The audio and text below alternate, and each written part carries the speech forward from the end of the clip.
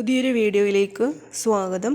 അപ്പോൾ ഇന്നത്തെ വീഡിയോ എന്നുള്ളത് നമ്മുടെ കറണ്ട് അഫെയർസാണ്. മാതൃഭൂമി തൊഴിൽ വാർത്ത പ്രസിദ്ധീകരിച്ചിട്ടുള്ള കറണ്ട് അഫെയർസ് ക്വസ്റ്റ്യൻസാണ്. അപ്പോൾ എന്തൊക്കെയാണെന്ന് നോക്കാം. കേരളത്തിൻ്റെ എത്രാമത് ഗവർണറാണ് രാജേന്ദ്ര വിശ്വനാഥ് ആർലേക്കർ?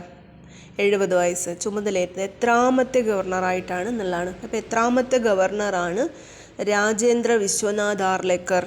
കേരളത്തിൻ്റെ എത്രാമത്തെ ഗവർണറാണ് എന്നുള്ളതാണ്. അപ്പം 23ാമത്തേതാണ്. 23ാമത്തെ ഗവർണറാണ് രാജേന്ദ്ര വിശ്വനാഥ് ആർലേക്കർ. അപ്പോൾ ഗോവ സ്വദേശിയാണ് ആർലേക്കർ. ബീഹാർ ഗവർണറായിരുന്നു ആദ്യത്തേത്. ആരിഫ് മുഹമ്മദ് ഖാൻ ഗവർണറായി നിയമിതനായ ഒഴിവിലേക്കാണ് ഇദ്ദേഹം ചുമതലയേറ്റത്. ഗോവ സംസ്ഥാനത്തെ മന്ത്രി, നിയമസഭാ സ്പീക്കർ, ഹിമാചൽ പ്രദേശ് ഗവർണർ എന്നീ പദവികളെല്ലാം വഹിച്ചിട്ടുണ്ട്. അപ്പോൾ എത്രാമത്തെ വ്യക്തിയാണ്? 23ാമത്തെ വ്യക്തിയാണ്. കഴിഞ്ഞ സാമ്പത്തിക വർഷം ഏറ്റവും കൂടുതൽ സംഭാവന കൈപ്പറ്റിയ രാഷ്ട്രീയ കക്ഷി ഏതാണ്?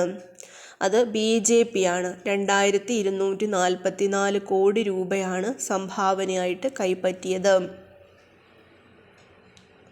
അടുത്തത്, ഇന്ത്യൻ നാഷണൽ കോൺഗ്രസിൻ്റെ ബെൽഗാമിൽ നടന്ന സമ്മേളനത്തിൻ്റെ 100ാം വാർഷികം 2024 ആഘോഷിച്ചു. എന്താണ് ഈ സമ്മേളനത്തിൻ്റെ പ്രാധാന്യമെന്നാണ്? ഗാന്ധിജി കോൺഗ്രസ് അധ്യക്ഷനായി തിരഞ്ഞെടുക്കപ്പെട്ട ഏക സമ്മേളനമാണ്. ഇന്ത്യൻ നാഷണൽ കോൺഗ്രസിൻ്റെ ബെൽഗാമിൽ നടന്ന സമ്മേളനം, അതിൻ്റെ 100ാം വാർഷികം 2024. അപ്പോൾ അത് ഗാന്ധിജി കോൺഗ്രസ് അധ്യക്ഷനായി തിരഞ്ഞെടുക്കപ്പെട്ട സമ്മേളനമായിരുന്നു. 1924 ഡിസംബർ 26 മുതൽ 28 വരെ കർണാടകയിലെ ബെൽഗാമിലാണ്. ഇപ്പോൾ അതിൻ്റെ പേര് ബെലഗാവി എന്നാണ് സമ്മേളനം നടന്നത്. ഇന്ത്യ പാക് വിഭജനത്തിൻ്റെ ഒരു സ്തോഭജനകമായ സംഭവങ്ങളെ പകർത്തി ഐസ് കാൻഡിമാൻ എന്ന നോവൽ രചിച്ച പാകിസ്ഥാൻ എഴുത്തുകാരി അടുത്തിടെ അന്തരിച്ചു. അവരുടെ പേര് എന്താണ്? അത് ബാപ്സി സിദ്ധ്വ എന്നാണ്. ഐസ് കാൻഡിമാൻ ബാപ്സി സിദ്ധ്വ.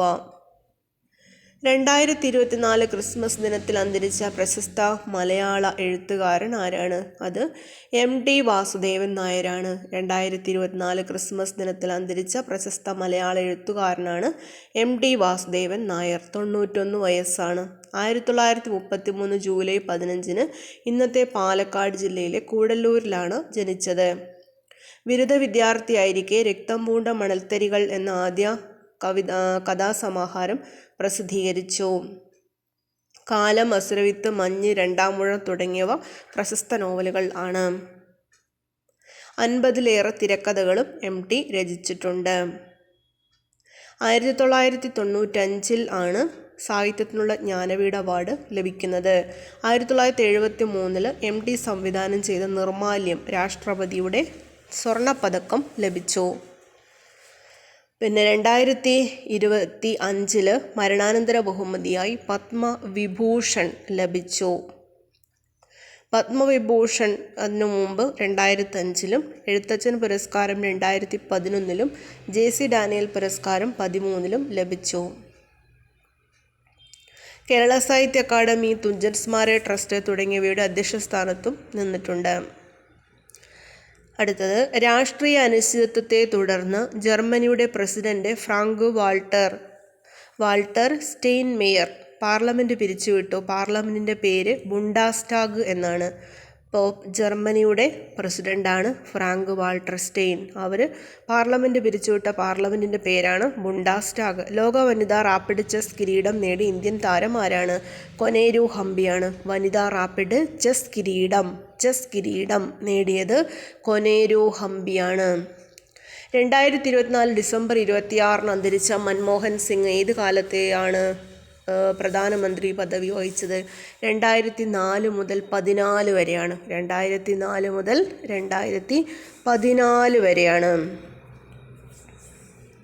അടുത്തിടെ 100ാം വയസ്സിൽ അന്തരിച്ച ജിമ്മി കാർട്ടർ US-ൻ്റെ എത്രാമത്തെ പ്രസിഡൻ്റായിരുന്നു? 39ാമത്തെയാണ്. 100 വയസ്സ് വരെ ജീവിച്ച ഏക അമേരിക്കൻ മുൻ പ്രസിഡൻ്റാണ് ജിമ്മി കാർട്ടർ. 39ാമത്തെ പ്രസിഡൻ്റായിരുന്നു. 2002 സമാധാന നോബൽ സമ്മാനം ലഭിച്ചിട്ടുണ്ട്.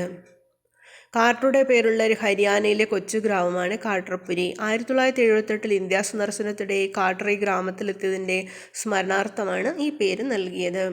അപ്പോൾ ഇത്രയും കണ്ടൻറ്റുകളാണ് ഈ ഒരു തൊഴിൽ വാർത്തയിൽ ഉണ്ടായിരുന്ന കറണ്ട് അഫെയർസിൽ വരുന്നത്. അപ്പോൾ ചാനൽ ആദ്യമായി കാണുന്നവരുണ്ടെങ്കിൽ ഒന്ന് സബ്സ്ക്രൈബ് ചെയ്ത് സപ്പോർട്ട് ചെയ്യണം. ലൈക്ക് ചെയ്യാനും ഷെയർ ചെയ്യാനും മറക്കരുത്.